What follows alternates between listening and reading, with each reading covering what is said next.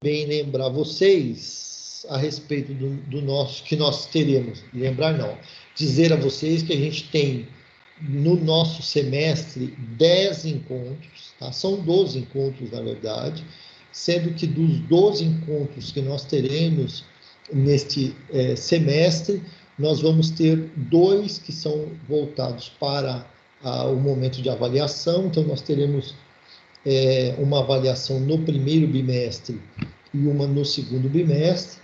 Nós vamos com o primeiro bimestre até o final de setembro, então na primeira semana de outubro vocês terão aí um momento, um período de avaliação, né? Uma semana, aquela semana que a gente chama de semana de prova, na primeira semana então de outubro, e a segunda semana de avaliação é a semana a primeira semana de dezembro.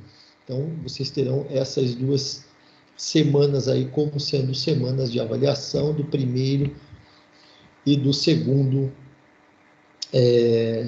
bimestre. Tá? Aí nós dividimos, então, os nossos encontros em 5 encontros a cada bimestre, com temas já específicos. Provavelmente o professor Francisco deve encaminhar para vocês aí o plano de ensino com a grade dos encontros que nós teremos aí ao longo desse semestre, com os temas específicos para cada um desses encontros, tá bom? Eu devo indicar para vocês também aí uma bibliografia, né? E quero lembrar vocês que a nossa avaliação, como a gente fez no semestre passado, a nossa avaliação ela é vinculada especificamente no conteúdo que nós tratarmos aqui nos nossos encontros, tá certo? Então, não haverá nenhuma questão que seja exigida de vocês que não faça parte de um conteúdo que nós vimos, que nós abordamos aqui em sala de aula, tá bom? Então, vamos trabalhar como no semestre passado, e aí o que vocês tiverem aqui nos nossos encontros é o que possivelmente será exigido de vocês ao longo do nosso semestre. Então, nós vamos trabalhar, por exemplo, introdução e luta pelo direito, que é uma base dessa nossa aula de hoje. Vamos trabalhar um pouquinho conceituação de direito, né? A contextualização do conceito de direito na doutrina, no próximo encontro. Depois teremos um encontro que vai falar sobre a ciência do direito e sociedade.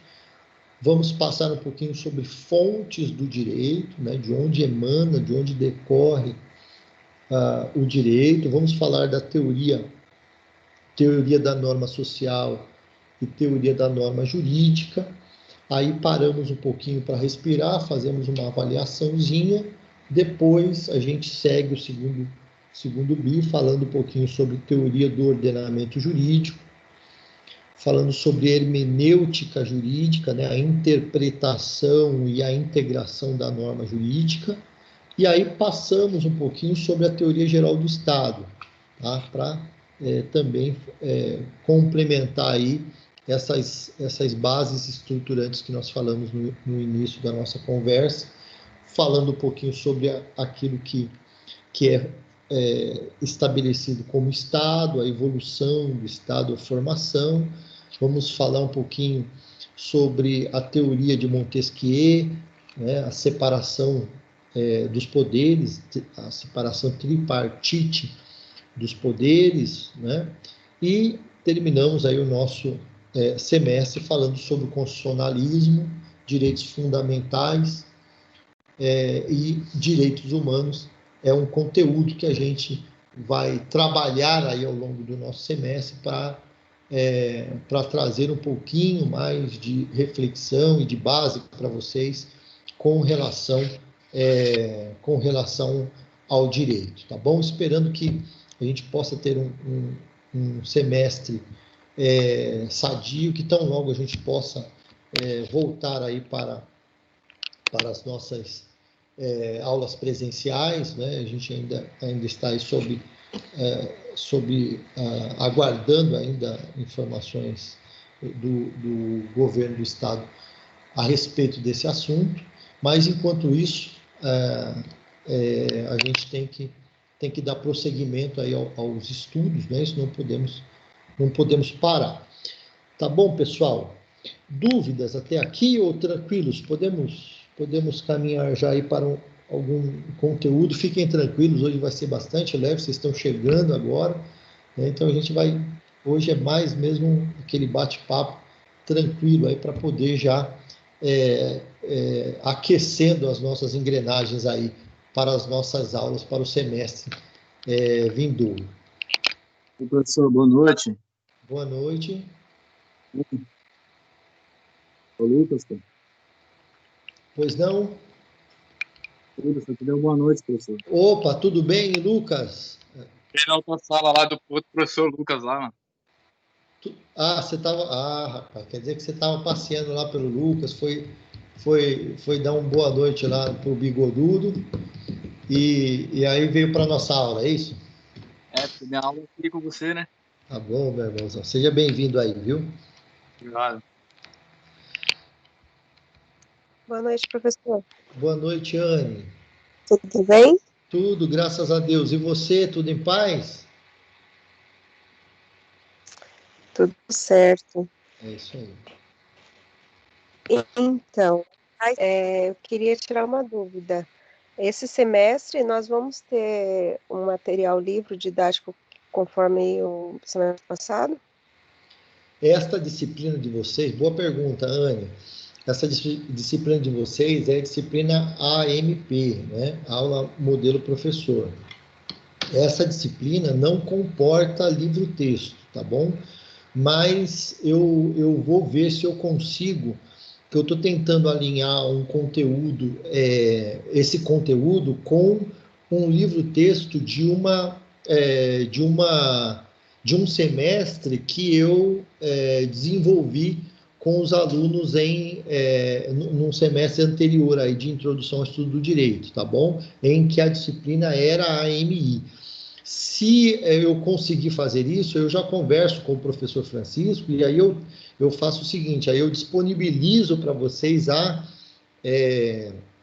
aquela apostila e indico para vocês daquela apostila quais sessões a gente vai ter conteúdo que possa ser aproveitado, porque aí vocês já têm aí um material em mãos que vocês possam se valer, que vocês possam utilizar, tá bom? Essa disciplina especificamente vocês não têm livro-texto lá, mas eu já estou aqui mexendo os pauzinhos para ver se eu consigo vincular aí esse conteúdo e aí, conseguindo vincular, eu já disponibilizo ele para vocês e indico, gente, ó, nos nossos encontros A, B, C, D, as sessões que você pode se valer são essas sessões deste livro. E aí vai ficar mais fácil aí para que vocês possam estudar, tá bom? De qualquer forma, aproveitando até, Anne, essa interpelação sua que foi importante, deixa eu já, se vocês quiserem anotar aí alguns livros que eu indico para a introdução ao estudo do direito, deixa eu pegar aqui na estante. Espera um pouquinho só, pessoal.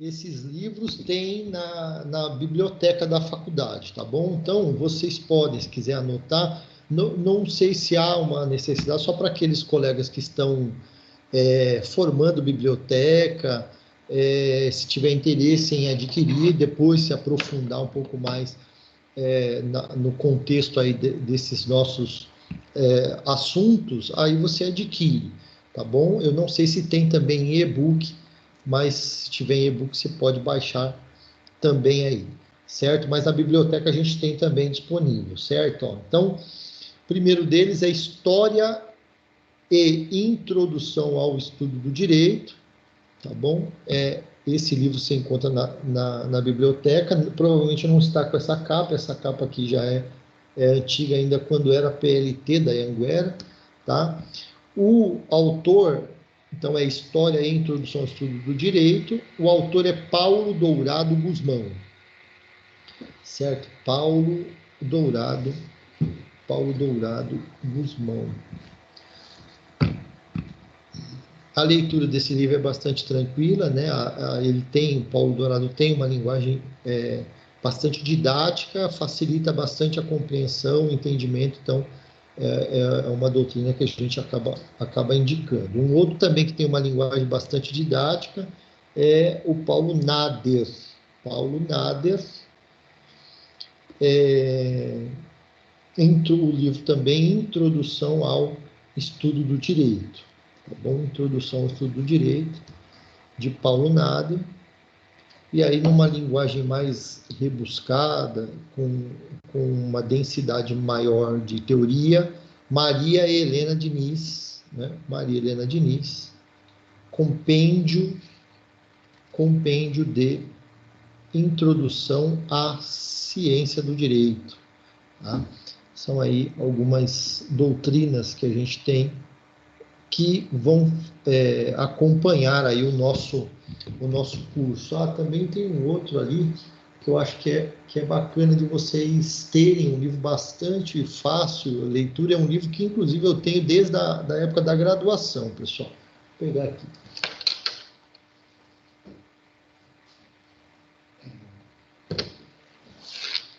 Elementos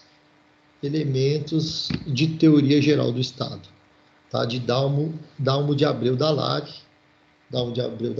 Já a capa já não deve ser a mesma, né? Esse aqui é bastante... era um livro de cabeceira, então bastante antigo. Esse aqui, mas ele tem atualizado, inclusive acho que eu coloquei ele lá na bibliografia complementar de vocês, tá bom? Então, Dalmo de Abreu Dallari, Elementos de Teoria Geral do Estado, aí são algumas indicações bibliográficas que ficam aí para vocês ao longo deste semestre, tá bom? Tranquilos, meus queridos? Ok, professor, obrigada, viu? Eu que agradeço, Anne. Gente, vamos pensar um pouquinho, então, de uma forma bastante introdutória aí a respeito então, Professor, da nossa disciplina. Pois não? só uma dúvida. Quais desses o senhor indica para começar assim, a ler? Então, observe o seguinte, ó, os 3 primeiros que eu passei... Quem está falando? Jordana. Oi, Jordana. Então, os 3 primeiros que eu passei tratam do mesmo assunto, certo? É a introdução ao estudo do direito. O último já vai tratar mais do aspecto da estrutura do Estado, tá? Então, o que eu aconselho é o seguinte: se for ler, pegar um deles, no caso dos 3 primeiros, um deles apenas, né? Depois, se quiser aprofundar depois da leitura, depois do semestre, tranquilo. Mas eu não aconselharia, nesse primeiro momento, você, por exemplo, adquirir ou pegar os 3 livros, né? Paulo Dourado, Paulo Nader e Maria Helena Diniz. Por quê? Os 3 falam do mesmo assunto. Os 3 vão tratar... E, na sua opinião, qual seria o mais indicado, o mais interessante? Eu não posso dizer que é o mais interessante, eu posso dizer que porque cada leitor tem também uma familiaridade com a linguagem, certo? Então, se você busca uma linguagem mais simples para o começo do curso, então estude pelo Paulo Dourado ou pelo Paulo Nader. Obrigada, qualquer um dos Paulos aí acaba sendo de uma linguagem mais vamos dizer, mais acessível para a gente, né? A gente acaba tendo uma compreensão mais facilitada, né? Sim, diferentemente de Maria Helena Diniz, de Tércio Sampaio Ferraz Júnior, por exemplo, que tem uma densidade bastante complexa na forma de apresentar aí a disciplina, tá bom? Então eu aconselharia Paulo Dourado Guzmão ou Paulo Nada, tá? Obrigada, professor. De nada. Agora, o Dalmo de Abreu Dallari, quando a gente fala de teoria e os elementos da teoria geral do Estado, esse é bastante tranquilo e ele ajuda muito, assim, na compreensão daquilo que é o Estado, da sua formação, numa linguagem muito simples. Esse, inclusive, eu aconselho a comprar. Se vocês Sim. puderem comprar, esse vale a pena a aquisição, tá? Ok.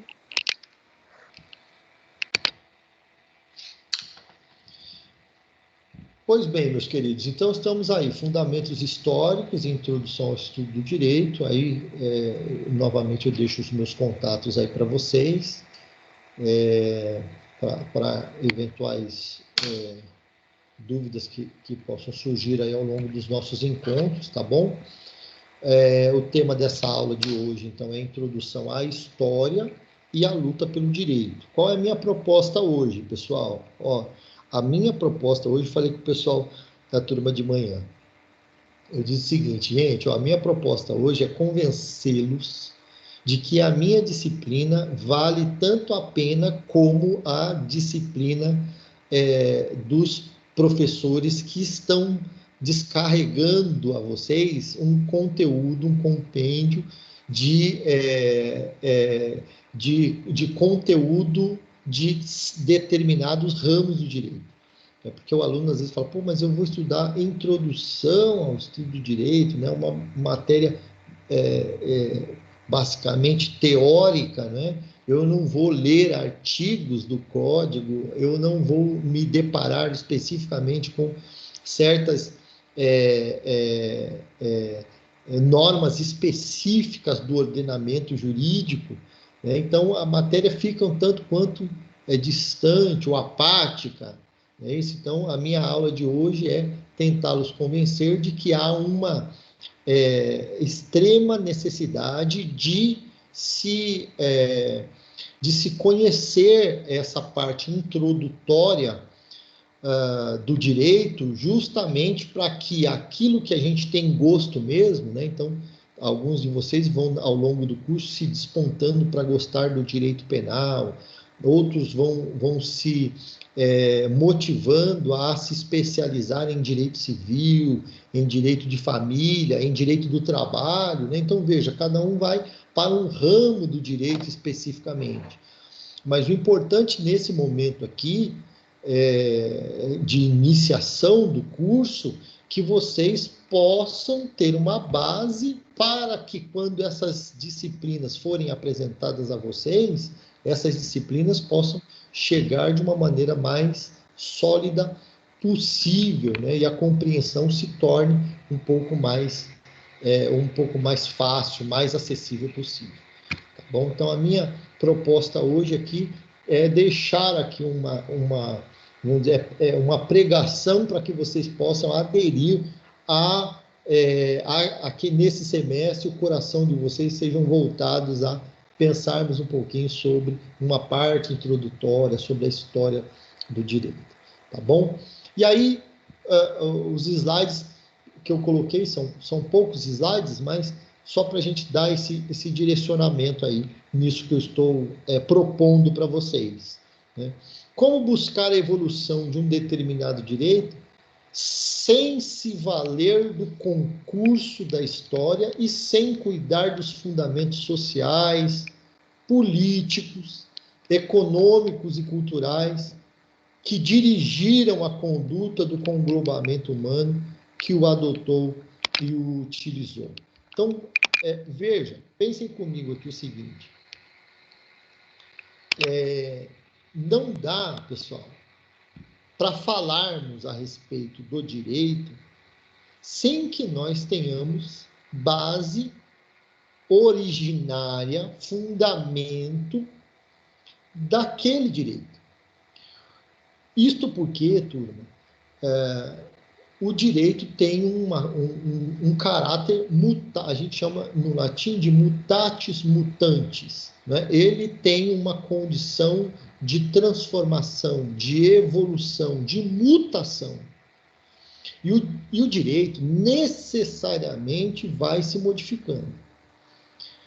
E aí a gente vai perceber que ele se modifica em razão ou para acompanhamento daquilo que é a transformação social.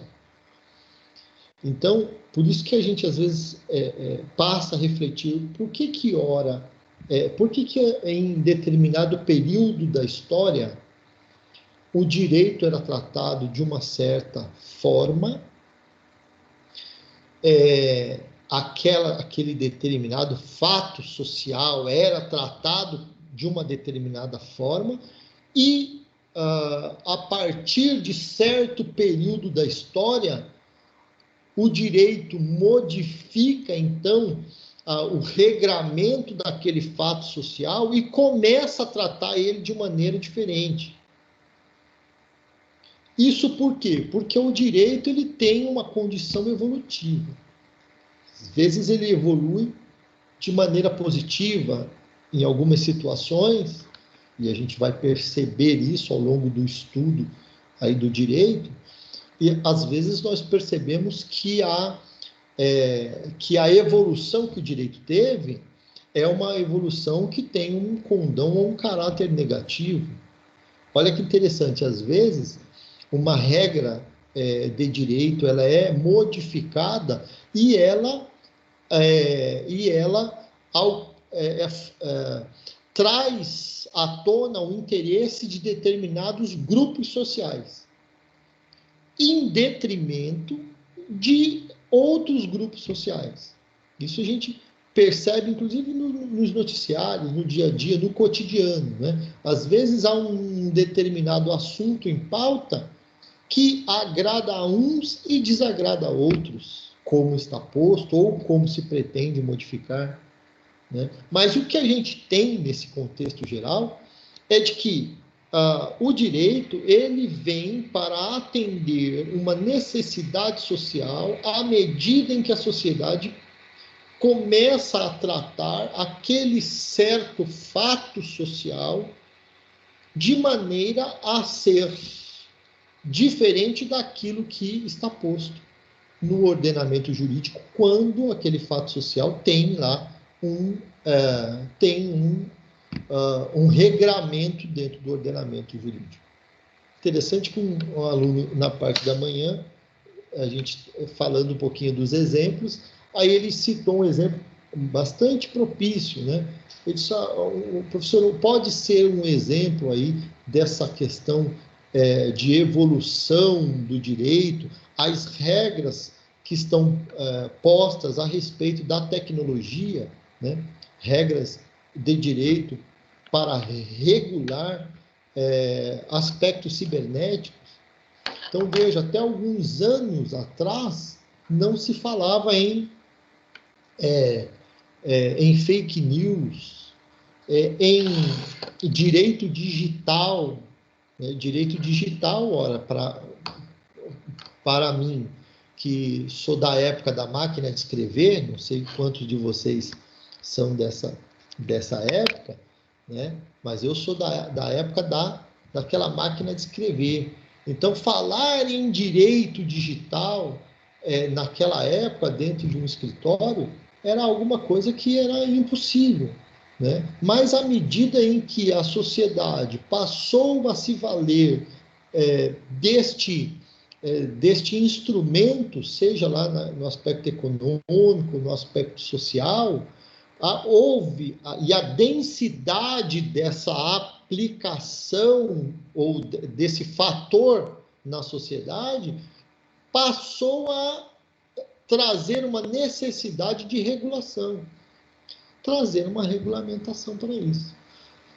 Então, perceba que, em alguns momentos, da sociedade, há uma necessidade legislativa ou até de um regramento, vamos dizer assim, né? Não vinculando somente a lei, mas há necessidade de um regramento. E esse regramento, pessoal, ele decorre de uma necessidade que é posta pela própria sociedade. E em algumas situações, o regramento ele é modificado, embora haja a existência de um regramento, ele é modificado em razão do tratamento que a sociedade apresenta para aquele determinado fato social. Situações que em algum determinado momento da história era crime, agora não é mais, né?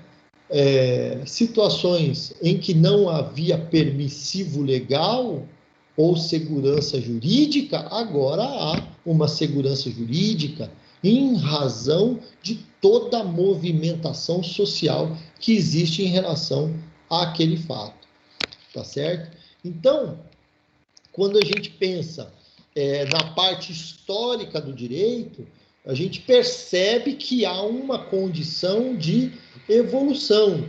Não dá para a gente falar do direito que a gente tem hoje sem pensar, turma, na evolução do direito, né? De como o direito evoluiu em relação àquele determinado fato social. O direito civil que você tem posto hoje lá no Código Civil nem sempre foi o mesmo. Porque ele demanda também de um acompanhamento, de uma evolução social. Ora, o Código Civil, então, ele era de 1916, veja, o Código Civil era de 1916, né? E em 2002 foi modificado na sua base estruturante, trazendo diversas modificações que, inclusive, ao longo do tempo, já havia, por meio de uma evolução jurisprudencial e pautada pelos costumes ou pela equidade, já vinha trazendo uma necessidade de modificação. Veja aí o Código de Processo Civil. O Código de Processo Civil, que vocês se depararam aí no semestre passado, tivemos aí alguns encontros que nós falamos dele, estudamos o Código de Processo Civil. Vocês hoje entram estudando o Código de Processo Civil 2015. Mas até 2015 nós tínhamos um Código de Processo Civil que vem de 1973, que precisou ter uma modificação em razão da exigência que a sociedade trouxe para determinados fatos sociais, né? Então, não tem como a gente não olhar para os fundamentos sociais, os fundamentos políticos, econômicos e culturais que dirigiram aí a vida humana, né? E aí aquilo que a humanidade se valeu, utilizou ao longo do tempo, né? Então, eu coloquei aqui 4 perguntinhas que eu penso que é importante para a gente refletir. Primeira delas, qual a relevância do estudo dessa disciplina? Qual será a relevância de estudar fundamentos históricos e introdução ao estudo do direito? É realmente importante estudar a história do direito? Veja, isso para o aluno de direito, né? Para o aluno que vai se deparar com a aplicabilidade, com maior intensidade, vai se deparar com a aplicabilidade do direito no caso concreto, né? Na vida das pessoas. É realmente importante estudar a história do direito? Como esse estudo pode ajudar a compreender o fenômeno jurídico na atualidade? Então, veja, o que é essa pergunta? Estudar, por exemplo, algumas bases da civilização hebreia. Estou falando lá dos hebreus, que estão estabelecidos lá no Pentateuco, lá da Bíblia. Essa civilização hebreia tem alguma característica que a gente pode olhar para ela e observar na atualidade fenômenos jurídicos que possibilitaram alguma mudança ou que tem alguma relação?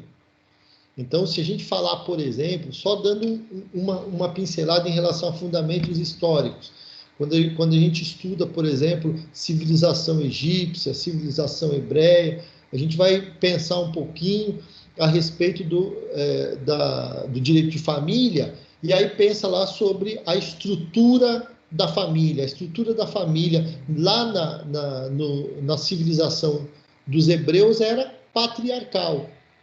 Então a gente pensa numa civilização patriarcal. Ora, aí a gente pergunta hoje, quando a gente estuda o direito de família, o direito de família hoje, ele tem essa estrutura patriarcal, ou a estrutura já não é mais, já evoluiu ao ponto de nós afastarmos aí a característica ou a caracterização do direito patriarcal?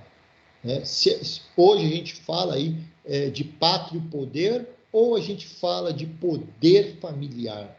Olha como soa diferente vocês quando estiverem estudando lá para o 6º, 7º semestre direito de família, vocês vão discutir um pouco a respeito desses institutos, né, do pátrio poder e do poder familiar, e vão observar a diferenciação que existe entre esses dois institutos, que o próprio Código Civil passou a adotar, né, a partir até da Constituição de 88, mais precisamente o Código Civil de 2002 veio trazendo aí essa característica de mutação de uma estrutura patriarcal para uma estrutura de poder familiar aí para as famílias brasileiras. Então, veja, eu consigo, turma, fazer um comparativo em relação a alguns institutos ou relações jurídicas, comparando-as com fenômenos jurídicos existentes na sociedade. Uma outra pergunta que a gente coloca é: as sociedades, estados da antiguidade podem ser estudados para compreender a evolução do direito? Né? Quer dizer, pensar, o direito romano contribui de alguma forma para o direito brasileiro? De alguma forma, o direito romano tem alguma relação com o direito romano, por exemplo? Se nós pensarmos no direito civil, nós vamos observar, turma, que alguns institutos do direito civil que eram aplicados no direito privado romano ainda são aplicáveis no direito civil brasileiro. Então, percebe que muitos dos institutos que a gente tem no arcabouço jurídico não decorrem de uma criação local, né? De uma criação de um determinado estado especificamente, mas à medida que meio que parece que deu certo lá, vamos utilizar aquele instituto que foi aplicado lá como um embrião e aplicado ali como uma iniciação, mas ele foi evoluindo à medida que deu certo, e a gente pode sim aplicar no ordenamento jurídico diverso daquele que ele foi criado. Né? Tranquilos, pessoal? Até aqui, alguma colocação?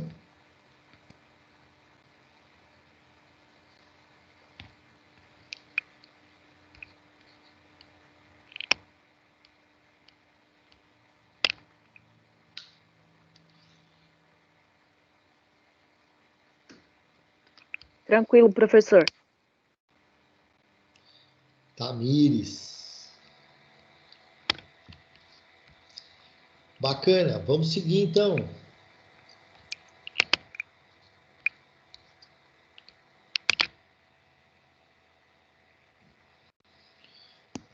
Tranquilo, professor. Tentei ligar o microfone aqui, mas estava bugando, por isso que eu demorei para responder. Tá bom, tranquilo, não tem problema.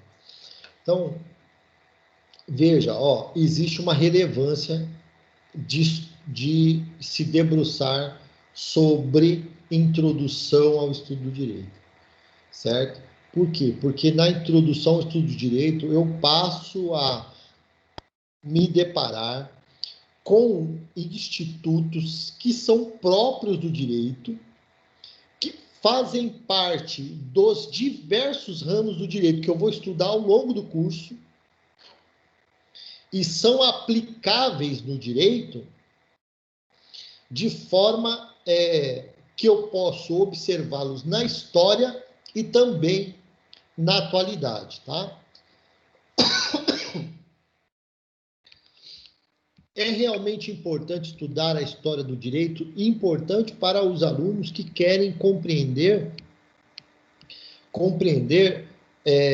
quais são os pilares daquele determinado ramo do direito no qual ele pretende se especializar e que vai também se deparar ao longo do curso, tá bom? Este estudo que nós fazemos, seja dos fundamentos históricos, ou seja, da matéria de introdução, eles possibilitam a compreensão desses fenômenos jurídicos que são empregados. Então, quando a gente pensa numa lei que está posta, está positivada no ordenamento, eu estou pensando numa norma jurídica que foi criada não a partir do ordenamento, ou do sistema jurídico que a gente tem como mecanismo estruturante de regras que disciplinam a nossa sociedade, mas que ela tem todo um histórico antecedente. Tá? Então, observe o seguinte, a ordem jurídica se assemelha aqui a um imenso relógio repleto de engrenagens. Aí eu fiz essa analogia aqui para que a gente possa fixar aí a ideia da ordem jurídica. Então, perceba o seguinte nesse slide, nós temos como se o direito é como se fosse um relógio, né? Tem várias engrenagens e perceba que nem toda engrenagem ela se movimenta, ela se apresenta na mesma velocidade ou na mesma intensidade que as demais. Algumas, olha só, possuem um movimento rápido e visível. Outras possuem um movimento mais moroso, perceptível, mais moroso, e outras, veja que interessante, né? Outras trazem um movimento tão lento que parece que são imperceptíveis, ou no sentido de movimento. Né? São quase que se não se movem ao longo do passar do tempo. Então, percebe que eu tenho lá um sistema jurídico e eu olho para dentro do sistema jurídico e percebo que aquelas normas que ali estão, aquela ordem jurídica tem normas, as normas, elas se movimentam no sentido de alteração ou não. Algumas são tão rápidas na sua passagem pela vigência e eficácia dentro do ordenamento jurídico, que elas quase que são imperceptíveis. Algumas nem tanto. Então, observem que nem toda norma jurídica tem o mesmo compasso das demais. Algumas normas jurídicas passam pelo ordenamento e a gente nem fica sabendo. Né? Por quê? Porque não dizem respeito ao nosso dia a dia.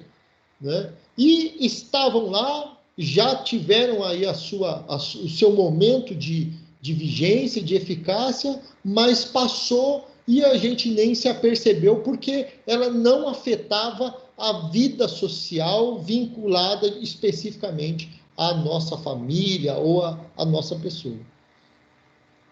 Então, imagine, por exemplo, turma, para trazer aqui a título de exemplo, imagina agora esse momento que nós estamos vivenciando aí da pandemia, por exemplo. Então, vocês devem ter acompanhado nos noticiários normas que foram editadas ao longo desse período, né? De março para cá, nós estamos vivenciando aí uma chuva de regramentos em diversas áreas do direito. Não sei se vocês se lembram, não sei até se algum de vocês chegou a comprar um pacote para ir para Brasília. Né? Nós tínhamos uma viagem marcada para março desse ano, né? Uma visita técnica lá em Brasília, com os alunos aí da faculdade. Algumas pessoas, como eu, pagaram o pacote, né? Como um pacote turístico. E, enfim, foram canceladas as viagens, porque em razão da pandemia. Bom, nessa situação, veja, o que eu devo pensar? Eu devo pensar com o olhar de consumidor, tá certo? Aí eu olho para a legislação que está posta no ordenamento jurídico, vinculada ao Código de Defesa do Consumidor. E aí eu observo que houve um inadimplemento, olha o termo que eu estou utilizando, houve um inadimplemento por parte do fornecedor do serviço. Ou seja, ele descumpriu. Eu cumpri com a minha parte, que era pagar o preço, e ele não cumpriu com a parte dele, que era de me dar a viagem, né, com as acomodações e tudo que comportava ali aquele pacote de viagens. Bom, eu devo logo pensar, vou ingressar na justiça pedindo uma indenização, certo? Porque aí eu não quero só o dinheiro de volta, eu quero também ser indenizado por eventual prejuízo que eu eventualmente tenha sofrido em razão dessa expectativa que eu tinha vinculada a esse pacote. Turma, olha que interessante. Isso é o que, em regra, estabelece a normatização consumerista. Ele vai dizer que eu posso pedir o dinheiro de volta, mais perdas e danos, eu posso, por exemplo, ter a substituição daquele serviço por outro serviço, né? E aí, numa condição geral, é isso que eu poderia fazer, negociava inclusive sem demanda judicial, e se o fornecedor do serviço ou produto não quiser responder, então judicialmente ele deve ser chamado para responder. Agora perceba, e numa situação como a situação de pandemia? Numa situação comum, geral, fica muito fácil discutir esse assunto. Mas e numa situação como essa, em que o fornecedor do serviço e produto não deu causa? Percebe que os aeroportos foram fechados não por uma situação de caso fortuito, né, por força maior. Nessas situações, aí, se vocês já tiveram direito penal, a mesma regra que se aplica lá no direito civil, existe a possibilidade de excludente de ilicitude, né? Porque, veja, houve um ato ilícito por parte do fornecedor do produto, e o ato ilícito ali foi não fornecer o serviço prometido, mas se fala ali, por exemplo, numa excludente de ilicitude, quer dizer, nesse caso não adianta propor uma demanda judicial, porque eu não vou receber em razão de que o fornecedor do produto não deu causa. Então, percebe que aí a doutrina, vocês vão ter oportunidade de estudar Código de Defesa do Consumidor, e aí vocês vão observar que existe até teorias, que a gente chama de teoria do risco integral, que o fornecedor do produto ou serviço, ele responde independentemente de existência de situações que ele não deu causa. Olha só. Mas nessa condição, há a edição de norma em que estabelece a possibilidade, né? Veja, a possibilidade do governo, então, estabelecer regramento para flexibilizar, olha o termo que eu estou usando para vocês agora, para flexibilizar aquilo que, como regra geral, está posta na sociedade. Vejam os contratos de trabalho, quanta mudança, pessoal, nós tivemos. Por isso, uma professora hoje me ligou e falou, Renato, dá para você dar uma palestra para o nosso curso de RH a respeito das medidas provisórias que modificaram aí regras dos contratos de trabalho. Quantas mudanças nós tivemos, pessoal, em relação ao contrato de trabalho? Pode suspender, olha só, pode suspender, pode reduzir vencimentos.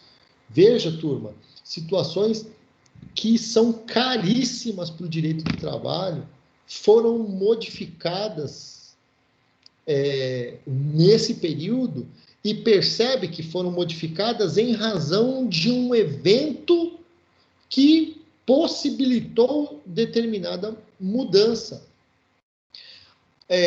Haja vista que depois, e aí a gente falando aí desse relógio, né, que é o direito, dessas engrenagens que estão dentro do ordenamento jurídico, daqui a alguns anos, alguns estudantes de direito, vocês já estarão aí na magistratura, na promotoria, estarão advogando, e alguns estudantes de direito vão dizer, nossa, mas existiu essa normatização nesse período que flexibilizou determinada regra rígida do direito. E aí nós vamos observar que sim, que ocorreu especificamente para aquele determinado momento temporal da sociedade, em razão de certo evento, não é isso? Então, percebam, turma, que algumas regras são postas dentro do ordenamento, mas elas passam ali como uma condição tão veloz que a gente nem percebe. Em contrapartida, existem outras regras jurídicas que estão ali solidificadas no ordenamento, que a gente sequer pensa em qualquer mutação, em modificação, em alteração, em mudança, né? Para se pensar nela, às vezes vem um pensamento, mas de alguns grupos minoritários, ou numa condição muito remota, né? Há algum tipo de mobilização, mas logo ela se esvai, dada a condição de formação de utilização solidificada que ela tenha. É isso? Então, por exemplo, o direito de propriedade, né? Vamos dar um exemplo aqui para a gente pensar aí na situação daquela norma que está posta lá no ordenamento, que ela dificilmente vai ser modificada. Então, veja, a gente tem lá, constitucionalmente falando, o direito de propriedade, né? Você tem direito de ser proprietário de determinados bens, né? Há um caráter de individualização da propriedade e, nesse aspecto, não há intervenção estatal, não é isso? Então, observe que nessa situação, e o Estado liberal nesse termo, né, nesse sentido, veja, a gente compra e vende, sem sequer se preocupar de que amanhã essa norma pode ser modificada.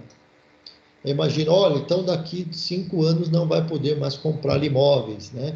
Agora os imóveis serão de domínio público, por exemplo. Quer dizer, a gente nem vislumbra uma normatização que tenha esse condão. Tamanha a sua solidez, né? A questão estática daquela garantia constitucional do direito à propriedade que nós temos. Então, são alguns exemplos, pessoal, que nós temos que demonstram aí que as normas, veja, elas têm a depender do fato social, ela tem modificação rápida, ela tem modificação morosa e, às vezes, ela nem sequer tem um vislumbre aí de modificação. Tá certo? E aí, antes do nosso café, vem a pergunta para a gente, né? A analogia apresentada aqui no slide anterior faz sentido para você? Veja, embora você tenha tido apenas um semestre de direito e agora na iniciação desse segundo semestre, mas a partir do contato que você já tem com o direito e também com a sua vivência social, dá para conceber essa analogia, essa ideia que algumas normas elas entram na sociedade modificando e elas ali ficam, elas se solidificam, e outras não, elas vêm para uma situação momentânea e depois já se esvaem a partir do cumprimento da sua finalidade. Vocês conseguem perceber isso? Queria ouvir a opinião de vocês a respeito desse assunto. O que vocês acham, pessoal?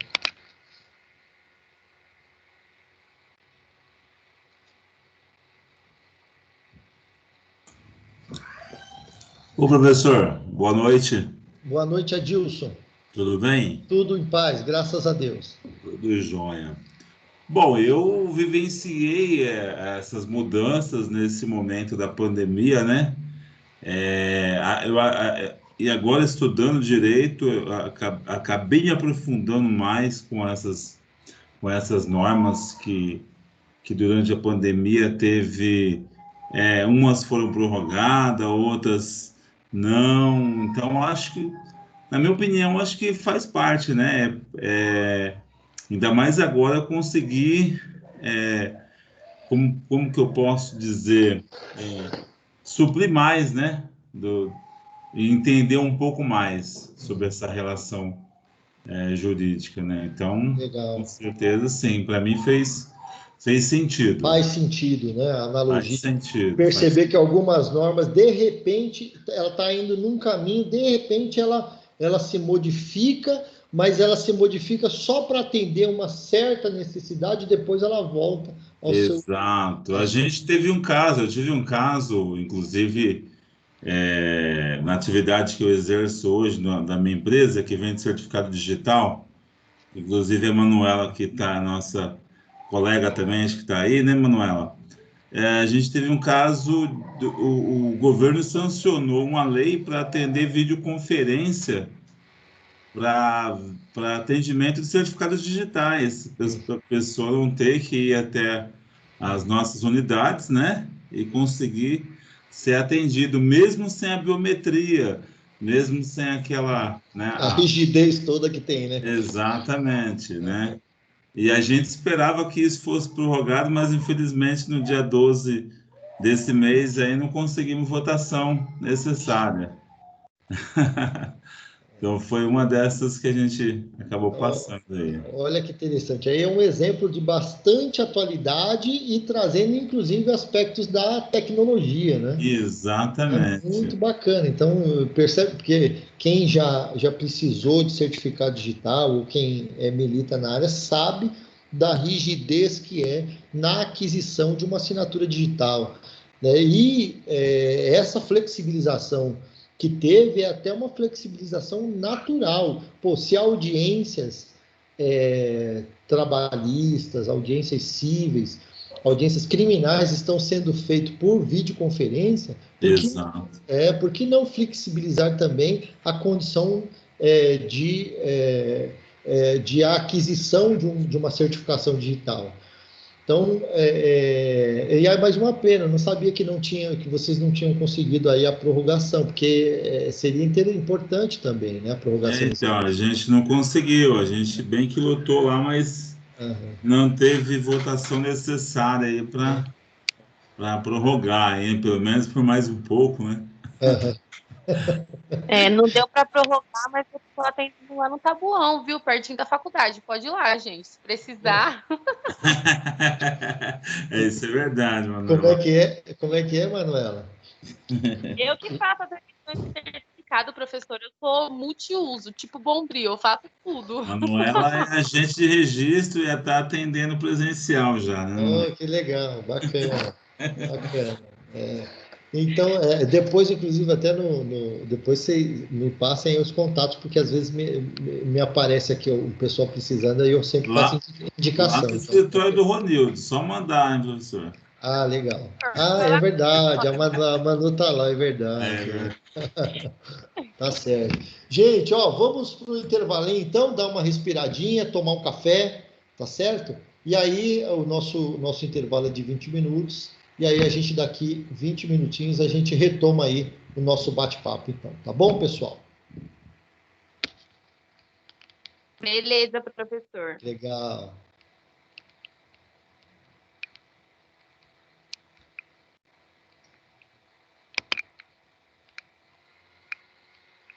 Beleza.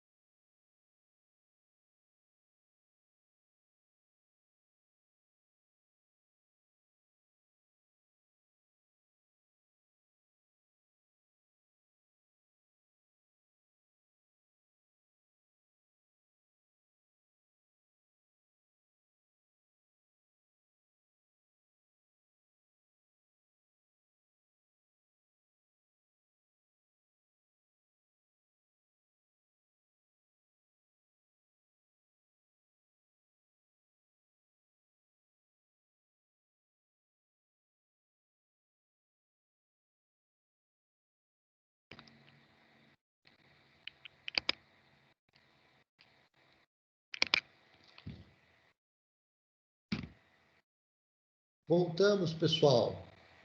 Voltamos então. Vamos lá para a nossa segunda etapa aí. Então, percebemos aí, numa condição bem de síntese, de que há uma importância em se observar a história para compreender o que é que nós temos de direito na atualidade.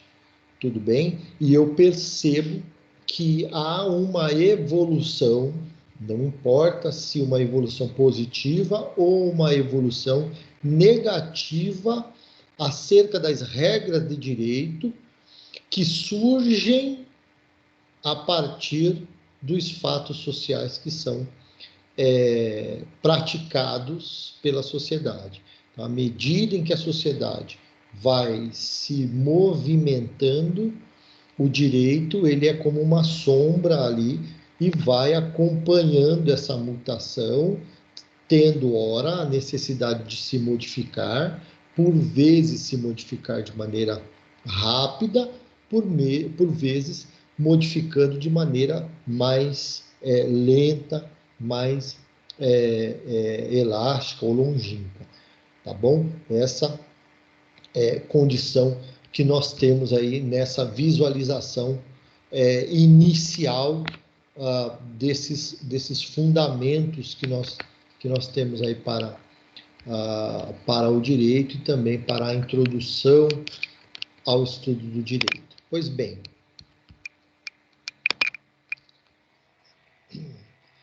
passamos aqui então por essa pergunta, né? A analogia apresentada no slide anterior se faz sentido para a gente. E aí agora a gente observa que a importância da história do direito. Né?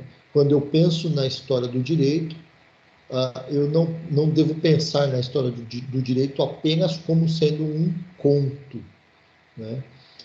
Mas eu devo pensar na sua importância, inclusive para determinados períodos específicos aí da história, né? Se a gente falar da segregação do racismo, a luta e a importância das estruturas basilares do direito, né? Quando nós falamos acerca da ditadura e das bases de modificação, então nós vemos ali a importância do direito, né? A fixação de uma normatização que ampare, por exemplo, direitos e garantias indisponíveis, direitos difusos, direitos coletivos, né? Então, quando a gente percebe aí essa normatização voltada para determinadas situações da história, a gente passa a perceber aí a importância da história do direito, a gente passa a olhar para a história para que tenhamos sempre uma condição de modificação para melhor. Não à toa, pessoal, vocês devem perceber que antes imaginem quando temos um projeto de lei e ela tem aí uma repercussão geral, vocês podem perceber que algumas comissões são criadas para discutir, né, lá dentro do Congresso, para discutir a respeito das estruturas basilares daquela determinada lei, daquela determinada norma, do projeto de lei que está sendo discutido, inclusive trazendo audiências públicas. Isso vocês já devem ter ouvido falar, né? Já viram aí nos noticiários ou já acompanharam que determinadas normas são tão relevantes na sociedade que a própria sociedade é chamada para debater, veja, não somente por meio dos seus representantes, mas dos representantes do povo, né, que é aqueles que estão ali lotados naquele cargo eletivo, mas também cidadãos da própria comunidade são convidados para auxiliar na formação daquela determinada legislação. E isso tem uma condição extremamente relevante, por quê? Porque essas audiências públicas proporcionam, muitas das vezes, uma reflexão a respeito do que a história traz acerca daquele determinado fato social, que seja na mudança ou numa determinada criação legislativa. Então, fornecer ao direito atual a compreensão dessa retrospectiva, esclarecendo dúvidas, afastando imprecisões, levantando passo a passo a verdadeira estrutura do ordenamento, seus institutos mais sólidos e perenes, suas bases de fundo, suas características formais, até alcançar a razão de ser do seu significado e conteúdo. Então, veja, quando a gente pensa na importância da história, porque a história faz com que a gente olhe para os momentos vivenciados anteriormente a respeito daquele determinado fato que está à busca de uma inovação, de uma modificação a respeito da legislação. Então, percebam que essas situações, elas vão, ao fim, ao olharmos para a história, ao fim ela proporciona uma reflexão que possibilita uma mudança, uma modificação na legislação ou no ordenamento, para que tenhamos um compêndio de normas que possam atender às necessidades da sociedade.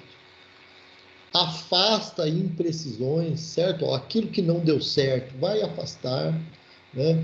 A gente passa a olhar para a estrutura do ordenamento que está posto, observando se ele deve ou não ser modificado estruturalmente, se os institutos que fazem parte do ordenamento jurídico, eles se apresentam de maneira sólida ou não, né? Olha, turma, isso eu estou falando aqui, estou me lembrando de diversas mobilizações que a gente viu por esses dias a respeito dos institutos que nós temos, das instituições que nós temos no Estado, que trazem uma reflexão para que a gente possa olhar para a história e dizer, são sólidas ou não, são perenes ou não, devem permanecer ou não devem permanecer. Tudo isso é uma reflexão que a gente só faz a partir de um olhar para a história, e não com um impulso motivado por A, B ou C. É sempre com um olhar voltado na história, né? Qual é o objetivo da história? E aqui eu faço uma colocação não pensando na história do direito, mas na história como um todo, né? Qual é o propósito? Qual é o objetivo da história, né? Então, se a pessoa é um cientista da área da medicina, então, qual é o objetivo de se olhar para a história lá da medicina? Pensem nos dias como hoje, né? Qual a importância de um cientista que está à busca de uma vacina eficaz para a pandemia? Qual é o objetivo de olhar para a história no sentido de verificar as pandemias já vivenciadas ao longo da história, como elas foram combatidas, quais os erros que foram cometidos, né? Então, da mesma forma, veja, em diversas áreas da ciência, a gente pode perceber que a história tem a sua importância. né? Então, o objetivo da história, ciência que trata, olha só, a história é a ciência que trata de narrar e fazer conhecer os acontecimentos sociais vividos, né? E é interessante porque a gente tem que contar quando a gente tem história, quando se vivenciou, né? Acertando versões, afastando dúvidas, buscando a certeza. É para isso que serve a história, pessoal, né? Sempre com fundamentos nos dados já existentes ou naqueles que necessitam ser levantados e esclarecidos. E aí a gente faz aqui uma ressalva, né? Traz aqui uma relevância aqui, que o nosso objetivo, à margem daquilo que é a história, é pensar a respeito da história do direito. Então, quando a gente olha para a história do direito, a gente consegue vislumbrar o que é que a gente tem hoje, observa até criticamente no sentido de se há necessidade de mutação ou não, tá certo? E aí nós temos uma conceituação para a história do direito, né? O que é que significa a história do direito? A história do direito é a ciência que pesquisa e estuda, guarde isso, né? Isso pode até ser objeto aí da sua prova, tá? Então, a ciência que pesquisa e estuda o significado dos processos de alteração das estruturas jurídicas. A parte em negrito, que é a relevante aqui, mais relevante, né? Significado dos processos de alteração das estruturas jurídicas, certo? Quando eu penso na história do direito, eu estou pensando numa reflexão, numa pesquisa, no estudo daqueles processos de alterabilidade daquilo que é a estrutura jurídica que nós temos hoje. E se assim procedendo, ela penetra e convive com as naturais mutações de ordem política, econômica e cultural inerentes ao substrato social examinado. Então, vem comigo aqui, pense uma coisa aqui. Quando nós temos uma alteração na legislação, veja, quando é possibilitada à mulher a prática do aborto em determinadas situações, e a gente olha para a história do direito e percebe que em determinado período da história não havia aquela permissão, isto aconteceu não porque A, B ou C quer ou não, mas é porque houve uma pesquisa científica, obviamente, que estudou o significado dos processos das estruturas jurídicas, ou seja, se isso vai levar a uma condição relevante dentro da estrutura jurídica, por exemplo, e aí eu posso citar, por exemplo, princípios como da dignidade da pessoa humana, em detrimento com o princípio do direito à vida. Veja, são princípios caros para o direito, que são postos em discussão, e quando postos em discussão, se olha para trás, né, literalmente, com a finalidade de observar a história do direito, e esse olhar para trás não é apenas de dizer, mas sim de refletir com base na ciência e no estudo. Tá certo? Então, essas modificações, elas vão acontecer no seio social e alcançam as estruturas jurídicas, certo? Olha aí, como base de nossa reflexão. Certo é que o direito, apesar da necessidade de se manter estável e oferecer segurança jurídica, guarde esse termo, né, a necessidade de se manter estável, ou seja, eu preciso ter um direito posto na sociedade, e esse direito não precisa só estar posto, guarde isso, mas ele precisa trazer segurança jurídica, certo? Então, oferecer segurança jurídica para as relações. Então, apesar dele ter esse perfil, essa característica, o direito muda constantemente. Muda constantemente, adaptando-se ao meio social onde ele está inserido e mantendo-se em contínua transformação para poder tutelar e reger os interesses da sociedade, a qual está sempre se transformando, cabendo ao direito se adaptar, guarde o termo, ó, veja, o direito vai se adaptar ao quê? Às transformações. E não só se adaptar, de maneira a acompanhar essas transformações que nós temos aí dentro da sociedade. Aqui eu abro o espaço para ver com vocês. Se vocês podem trazer para a gente aqui algum exemplo que você consegue visualizar, perceber ou se lembrar de mudanças legislativas que nós tivemos, ou nem legislativas, mas mudanças nas regras de direito que atingiram diretamente o nosso convívio social. Vocês conseguem, a partir dessa nossa conversa, se lembrar aí de algumas modificações que nós tivemos?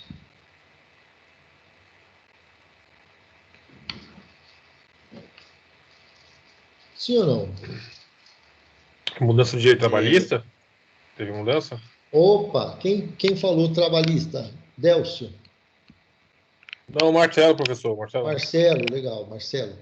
Ó, nós tivemos aí mudanças trabalhistas, né? Quando é que foi mesmo, Marcelo, a mudança trabalhista? Você lembra o ano? Foi estamos em 2020, né? 17, professor. Isso, show de bola, isso aí. 2017, né? Lei 11.467, Lei 13.467 de 2017, é a chamada reforma trabalhista. Nós tivemos um impacto de caráter geral com a modificação legislativa que alterou algumas regras de direito material e de direito processual dentro das relações de trabalho. Olha como faz sentido aquilo que a gente estava colocando agora. O direito, ele vai acompanhar a evolução da sociedade, e aí guarde isso, ó, nem sempre a percepção que a gente vai ter é de que essa mudança é uma mudança sempre favorável. Guarde isso. A gente vai ter dentro do debate, e aí por isso que o debate acadêmico, o debate social com lisura, ele é extremamente relevante na sociedade, porque ele afasta aí as imperfeições que possa existir na legislação, né? Interesses obscuros, isso acaba sendo minimizado quando um debate é sadio, feito em relação a determinada situação. Mas o Marcelo trouxe aqui o exemplo da reforma trabalhista. Se nós pensarmos com um olhar, né? Se nós olharmos aqui com um olhar protecionista do direito do trabalho, nós vamos até chegar à conclusão que determinados apontamentos dentro da reforma trabalhista são de uma mudança que trouxe um retrocesso. Olha o termo. Trouxe um retrocesso para o desenvolvimento do direito do trabalho. Quando eu penso que o direito do trabalho está posto para trazer ao trabalhador uma proteção, então eu posso afirmar, a certa medida, que nós estamos diante de uma norma que trouxe um retrocesso. Mas, paralelo a isso, nas discussões, nós vamos nos deparar com também um pensamento de que vai dizer havia necessidade de mutação em razão das recentes formas de mudança na economia. Né? Há uma necessidade de atualização da relação trabalhista. Né? Então, aliás, muitos dos argumentos nos debates que nós vimos lá no cenário do Congresso Nacional tinham esse viés. Um era dizendo que está retirando direitos dos trabalhadores. E do outro lado, o que nós tínhamos era um discurso de que o direito do trabalho é retrógrado, precisa se modernizar, está desatualizado, está defasado, certo? Mas o que nós tivemos ali comumente é que ela foi aprovada, a reforma trabalhista, e ela vem agora trazer um novo perfil que, a certa medida, também traz aí diversas discussões que são importantes dentro do cenário nacional, certo? E isso é bacana porque a gente consegue perceber que, para o bem ou para o mal, positivo ou negativamente, o direito se apresentou num clamor social, certo? Porque a sociedade clamou por uma modificação e o direito ele veio trazer essa modificação, né? Algum colega mais tem um outro exemplo?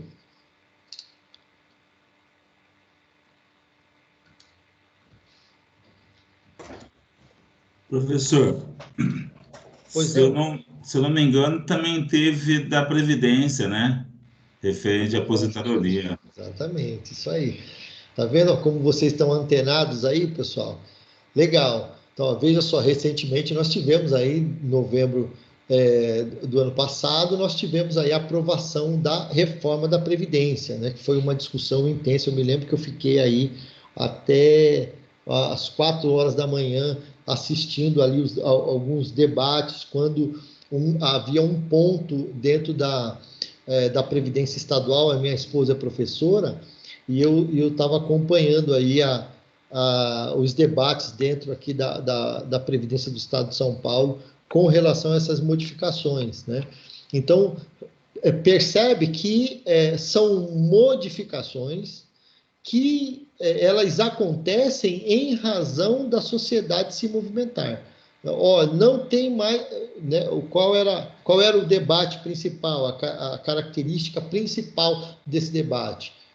A nossa população está envelhecendo. Veja que de um fator social, olha que interessante, o que nós temos aqui é uma mudança legislativa que atingiu trabalhadores em razão, trabalhadores e também inativos, né, em razão de um fator social. Que fator social? Que o brasileiro está vivendo mais. Quando a expectativa de vida do brasileiro era de 60 anos, né, 60 anos, o cidadão já era considerado velho, né? E então cabia essa previdência social, certo? Porque o cidadão trabalhava 35 anos de trabalho e aí ele ia gozar dos benefícios previdenciários ao longo aí de, sei lá, de 10, 15 anos no máximo. Depois ele ia ver Jesus de perto, certo? E aí a Previdência, então, não ficava com o déficit que ficava. Agora não, graças a Deus a gente tem uma estimativa de vida de 73, 74 anos, né? Prolongou a nossa estimativa de vida. Com isso, a gente se aposentava com aquele mesmo tempo e acabava se valendo mais da Previdência. Aí o Estado olhou e disse: eu não consigo suportar essa carga toda sobre os meus ombros, eu preciso dividir isso com vocês, trabalhadores do meu Brasil varonil, não é isso? E aí a gente passou a responder por essa conta também. Então, vejam, turma, como faz sentido aí esse caráter mutantes aí do direito, acompanhando aí a evolução da sociedade, né? Assim, dada a presente transformação e evolução do direito ao longo do tempo, é necessário estudarmos as modificações, avanços e retrocessos ao longo da história. E aí aqui, então, eu peço para que você pense o seguinte, toda vez que nós falamos de modificação no direito, não tem como falar de modificação no direito se nós não falarmos nas fontes materiais, certo? Naquilo para a qual o direito foi formado. Se eu tenho uma modificação no direito, pessoal, é porque esta modificação ela é necessária em razão de uma modificação nos fatores que influenciam nos fatos sociais, os fatores que influenciam a sociedade. Eu elenquei aqui 5 para que vocês possam ter essa percepção, certo? Assimile, então, fatores influenciam diretamente a sociedade e, consequentemente, o direito vigente.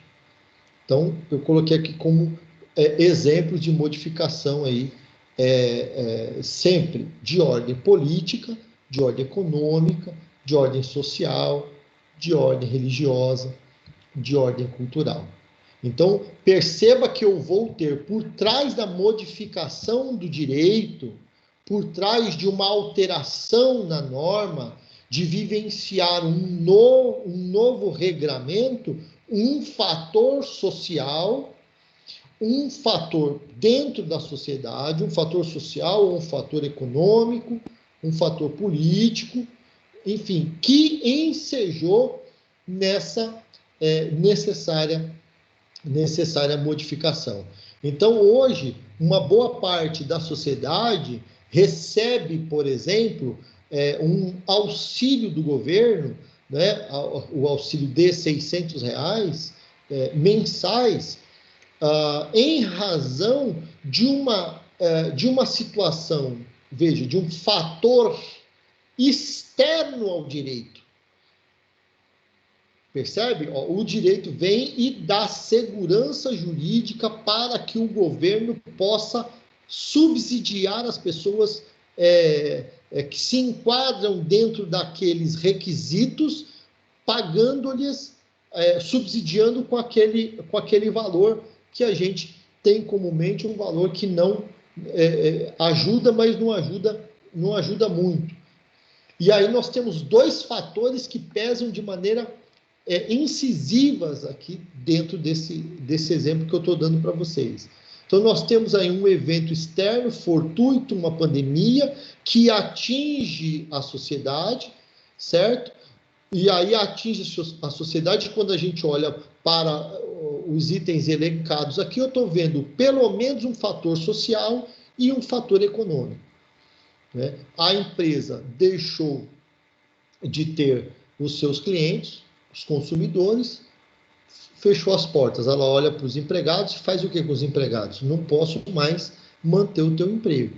E aí dispensa o empregado, ou coloca ele, ou suspende o contrato de trabalho dele. Aí ele faz o quê? Primeiro ele precisa alimentar a sua família. E o governo pensa, bom, precisa alimentar a família e dar um mínimo de giro na economia. Precisa de uma movimentação de quem nesse momento? Precisa de uma movimentação do governo, né, do Estado, no aspecto econômico. E aí ele lança a mão de determinados recursos para investir na população, de forma que a população possa usar desses recursos de forma mínima para manter uma condição mínima de subsistência da família, da sociedade e do poder econômico, certo? E aí, veja, tudo isso é feito com base no direito que foi estabelecido. Então, há uma norma, né, que foi editada lá, a primeiro momento, de maneira emergencial, depois passando pelo crivo do Congresso Nacional, e aí sendo aprovada, veja, entra em vigor, e aí o governo passa a aplicar. Há quem vá dizer que não há uma condição de não aplicabilidade? a condição é que não, porque o governo não saiu distribuindo a determinada quantia sem segurança jurídica.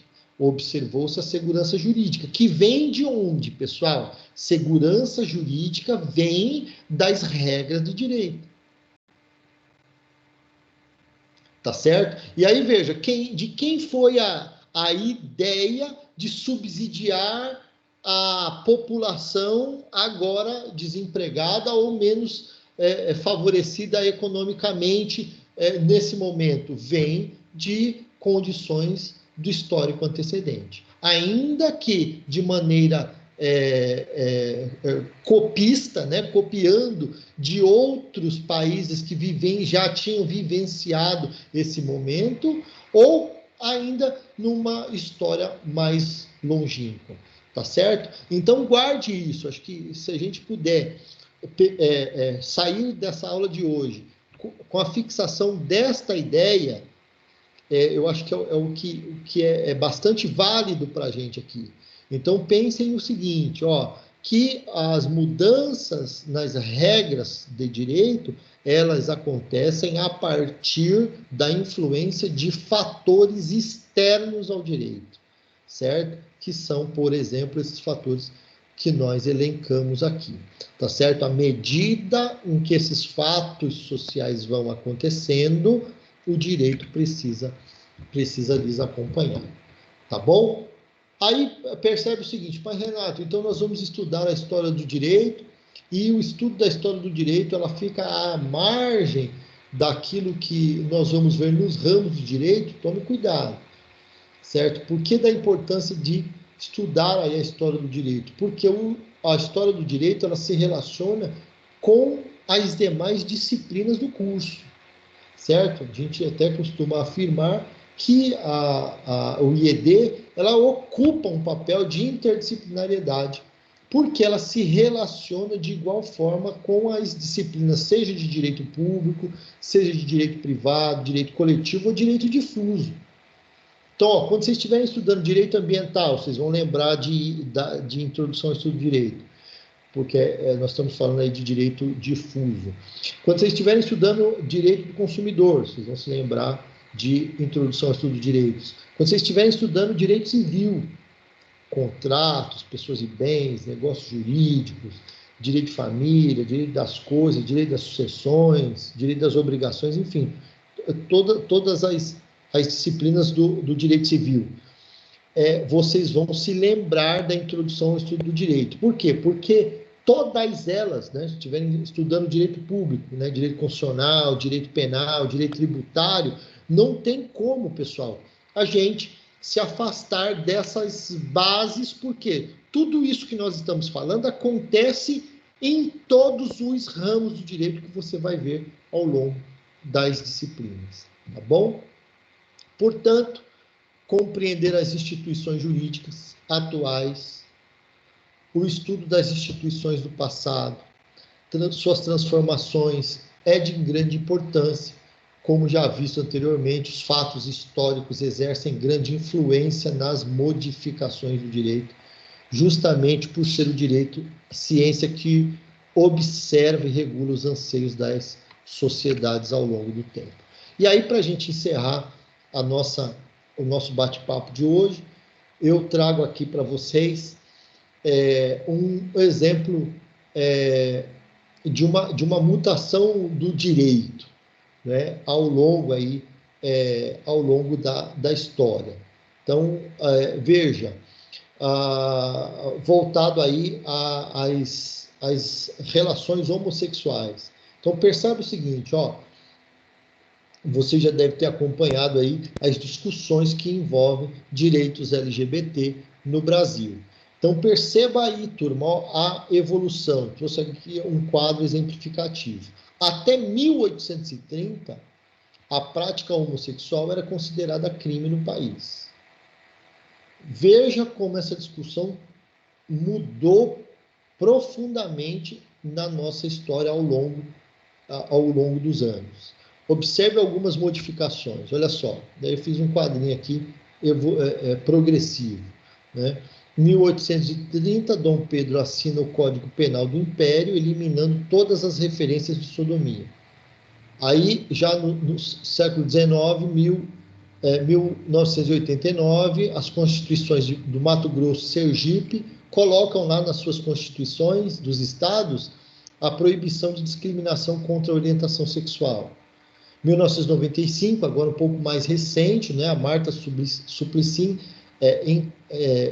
como senadora, encabeçando ali um projeto de lei relativo à união civil dos conviventes homossexuais. Em 2004, o Rio Grande do Sul determina aos cartórios de título de documentos que registrem as uniões homoafetivas.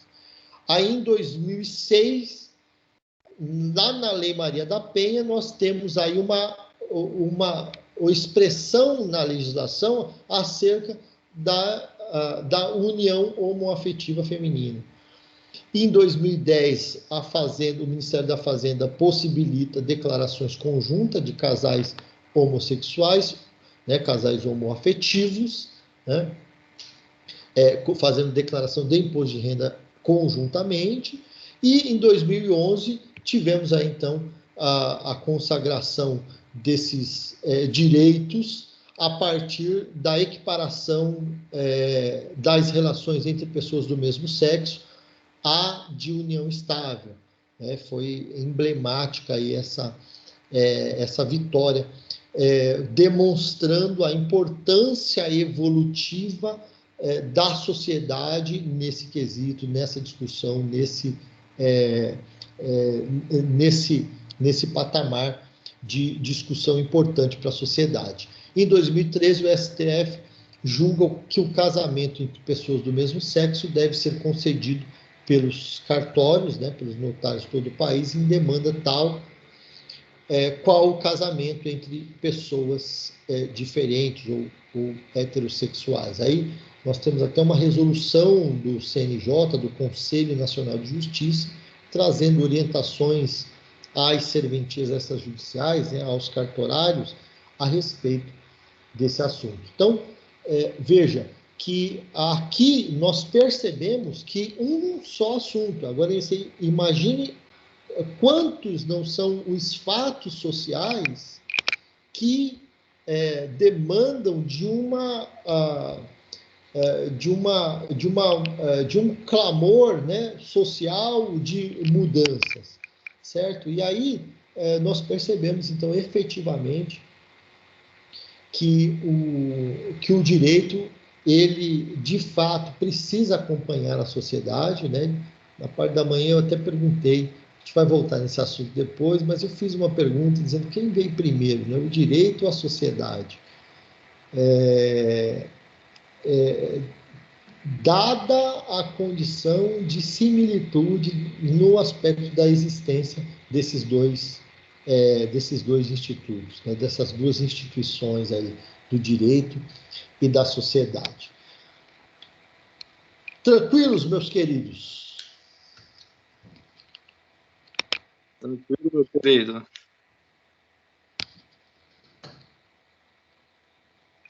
Tranquilo. Maravilha, gente. Será que eu, no meu discurso aqui, fui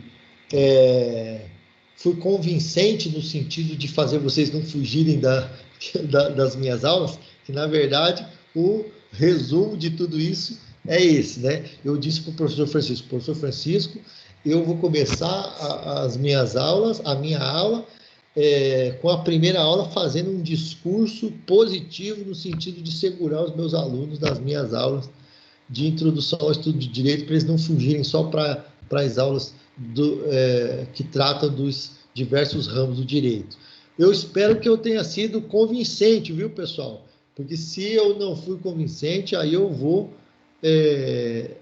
na casa de cada um de vocês para trazer vocês para as minhas aulas ao longo desse semestre. Lembrando que a gente vai ter aí apenas 10 encontros para tratar dos nossos assuntos, mas são encontros que eu julgo ser importantes aí para o crescimento jurídico de vocês. Tudo bem, galera?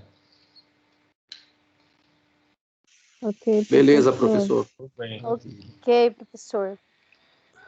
Tranquilo, professor. Tá bom, meus queridos. Então, ó, Conseguiu nos convencer. Oi? Conseguiu nos convencer, sim. Tá bom, espero que sim, hein? Ó, eu vou ficar contando aqui a quantidade de alunos todos os dias, vou ficar ligando para cada um de vocês, perturbando vocês, hein? Gente, ó, brigadão pela presença, pela companhia de vocês. Eu espero que a gente tenha um semestre bastante rico em informações. Contem comigo mais uma vez, tá bom? Espero que a gente tenha um semestre aí produtivo e almejo que tão logo a gente possa estar juntos presencialmente para debater, para discutir. E enquanto isso, a gente vai por aqui, por esses canais, se esforçando aí para que a gente possa absorver o máximo de conteúdo possível, tá bom? Eu conto com a colaboração, a paciência de vocês. Vocês foram pacientes comigo no semestre passado, espero que esse semestre não seja diferente. E eu fico aqui à disposição de vocês também, tá bom, pessoal? Brigadão, um excelente semestre para vocês, abençoado, e vamos para cima aí, porque a gente tem bastante caminho para percorrer, tá bom? Valeu, professor.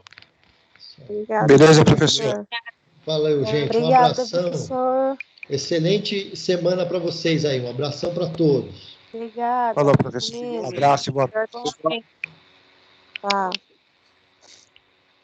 Obrigado, professor. Um abração. Até mais.